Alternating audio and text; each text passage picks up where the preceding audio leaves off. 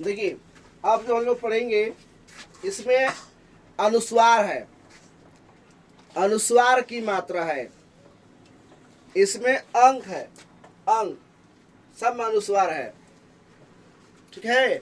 और ये जो अनुस्वार है इसमें आ रहा है 9। आप पढ़िएगा तो आपको 9 मिलेगा। 9 लिखा हुआ नहीं है लेकिन 9 मिलेगा। जैसे पढ़िए पंख, ये अनुस्वार को अगर हटा दें तो ये क्या लिखा हुआ है? पख। और अनुस्वार लगा दिए तो ये हो गया पंख, यानी कि नाक से बोल रहे हैं पंख। तो अब बताओ यहाँ पे न आ रहा है कि म आ रहा है? न। बढ़िया से देखिएगा तो यहाँ पे न आएगा, यानी कि अनुस्वार, यानी कि अंक की मात्रा ना, अंक यानी कि बोले तो अनुस्वार। और ये कहाँ से होता है भाई? ए एन से होता है अनुस्वार जी। ए एन से अंक होता है ना, ऐसा हटा दे तो क्या लिखा हुआ है? पत। क्या लिखा हुआ है? पत। और लगा दे अनुस्वार तो पंत। अब देखो बोल के पंत, इसमें आ रहा है ना, यानी कि इसमें एन छुपा हुआ है, न छुपा हुआ है, पंत। उसी तरह यहाँ पे इसको हटा के देखो तो क्या लिखा हुआ है? रग। और लगा दिया अनुस्वार तो रंग, यानी कि अनुस्वार हो गया। यानी कि इसमें क्या छिपा हुआ है? न, अनुस्वार। फिर है कंस, अगर हटा दे तो कस। इसमें कोई मात्रा नहीं है लेकिन लगा दे यहाँ पे अनुस्वार, तो ये हो जाएगा कंस। अब बताओ इसमें न लिखा हुआ है लेकिन पढ़ रहे हैं ना जी कंस है, यानी कि इसमें न छिपा हुआ है कंस, यानी कि इसमें जो है इसको बोलते हैं अनुस्वार। ये जितना भी है लिखे हैं, जितना भी लिखे हैं ये सब क्या है? अनुस्वार है। इसमें क्या छिपा हुआ है? न। और फिर हम लोग कल पढ़ेंगे उसमें छिपा रहेगा म। जैसे देखो ये प है, प क्या है? पप। और यहाँ देंगे अनुस्वार। अब बताओ क्या लिखा हुआ है? पंप। क्या लिखा हुआ है? पंप। अब बताओ आखिर ये है ना अनुस्वार है जी, तो दूसरा है तो वहाँ पे क्या आ रहा है? न की म? वहाँ पे म आ रहा है। पढ़ के आप देख लीजिए पंप, उसमें म है नहीं है लेकिन बुला रहा है ना पंप। देखो बोल के पंप। उसमें तुम चाह के भी न नहीं बोल सकते हो, चाह के भी नहीं बोल सकते हो। पंप बोल सकते हैं? नहीं, पंप ही बोलाएगा। यहाँ पे है पंख, पंत, इसमें न रहा है।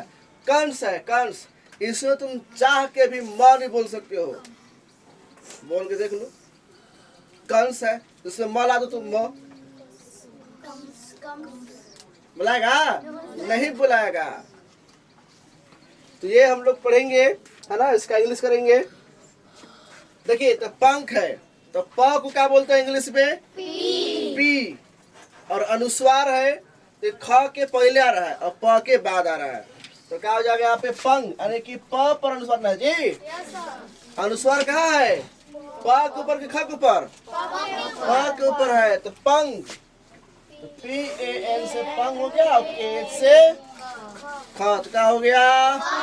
पंख हो गया। उसी तरह पंत, तो प पर अनुस्वार है तो पी ए एन से और टी से। उसी तरह रंग है तो कोई दिक्कत? आर आर ए से र, एन से अनुस्वार, जी से ग, के से क, केस का सब याद है ना जी? तो आसानी से समझ में आ जाएगा। इसके बाद है कंस, यानी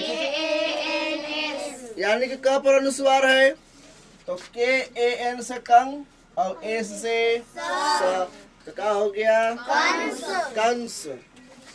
इसके बाद है नंद, NAND।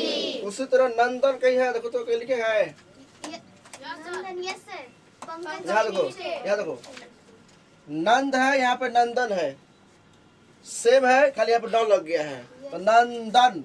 तो NAND हो गया नंद, और D के बाद लगा दो A और N, ये हो गया नंदन। और बोले थे कि A कहाँ लगता है? उच्चारण में अगर बीच में बोलने में अ आता है तो ए लगाएंगे, और अ नहीं आता है तो ए नहीं लगाएंगे।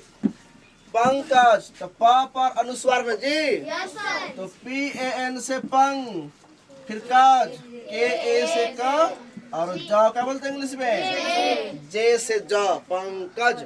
फिर है चंदन, कोई दिक्कत? फिर है रंजन, फिर है कंचन, फिर है शंकर। ये देखिए, ये स है, तालब स, 3 ठे स होता है, ध्यान दीजिएगा ना। तो SH से होता है स, फिर KAR से कर, शंकर। फिर है मंगल, फिर है संजय, SAN से सन, और JAY से जय, संजय। फिर है रंगा,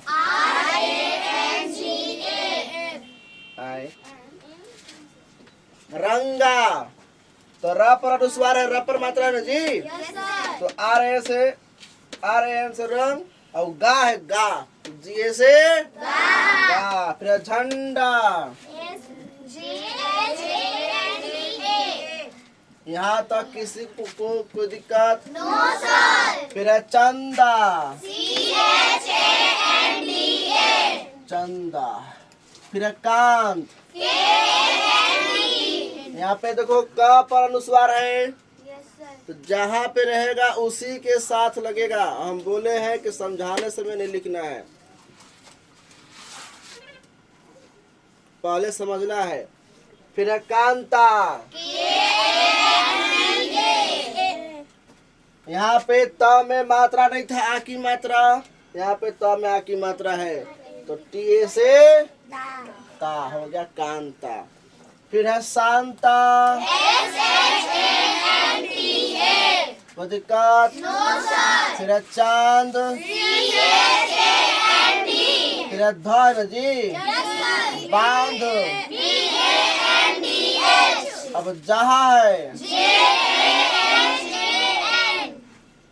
जहाँ, तो JA से जा, फिर हाँ है, तो HAN से होगा हाँ, जहाँ। फिर है खां, फिर है गंगा, फिर है चंचल, फिर है जंगल, फिर है सरपंच,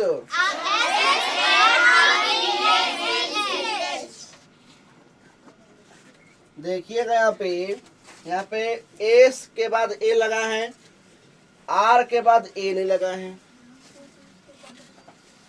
ऐसा क्यों? क्योंकि देखिए सर है, तो सर, सर यानी कि स के बाद आ रहा है। अब फिर बोलेंगे पंच, तो र और प के बीच में अ नहीं आ रहा है, इसीलिए आर के बाद ए नहीं लगा है। तो क्या हो गया? सरपंच। कोई दिक्कत?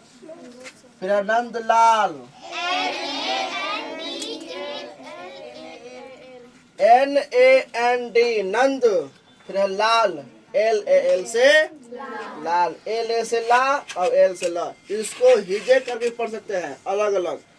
NA से न, N से अनुस्वार, D से द, LA से ला, L से ल, नंद लाल। अलग अलग करके भी हम लोग पढ़ सकते हैं। फिर है आनंद। अब ए से अ कि डबल ए से आ? सॉरी ए से आ कि डबल ए से आ?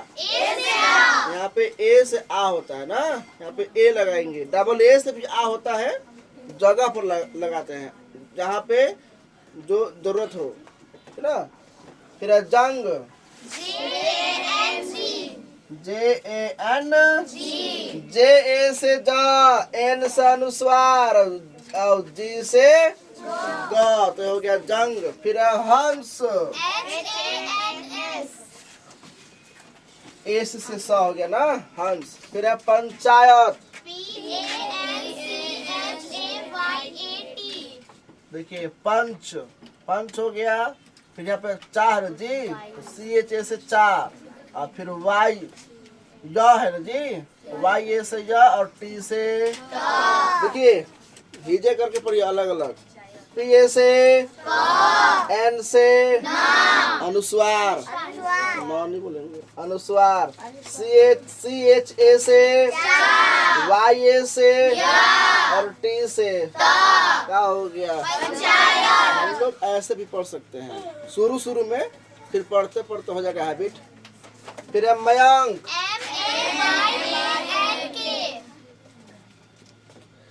MA से म, YA से य, अनुस्वार है तो N और K से क, ये हो गया मयंक, ठीक है। फिर है दबंग, DA से द, यहाँ पे ब पर अनुस्वार है जी, तो ब के बाद लगेगा N। BA से ब, N से अनुस्वार और G से ग, ये हो गया दबंग।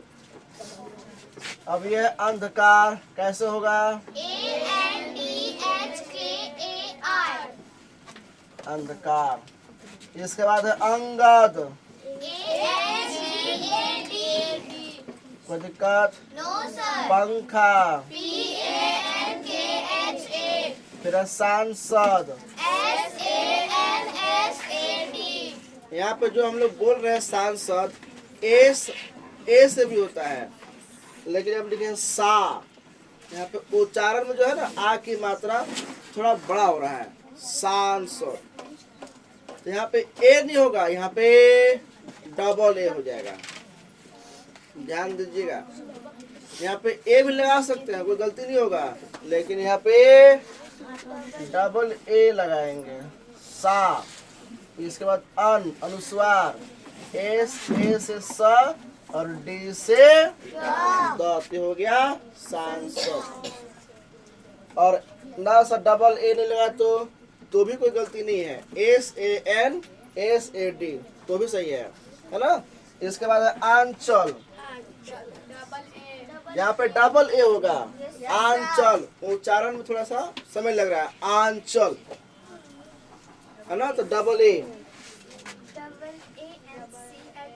N आन हो गया, फिर CHA से च और L से हो गया आंचल। और ना सर ए लगा दिए तो सर तो पढ़ाएगा अंचल, है ना। ऐसे हम पढ़ सकते हैं आंचल, लेकिन वहाँ पे डबल ए लगाना जरूरी रहता है। तो यहाँ तक किसी को कोई दिक्कत? चलिए बहुत बढ़िया।